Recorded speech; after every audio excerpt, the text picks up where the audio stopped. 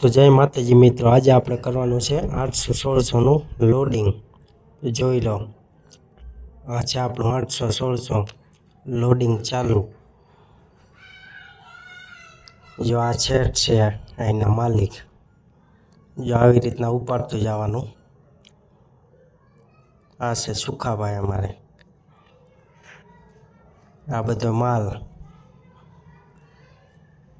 800-1600 loading ફૂલ.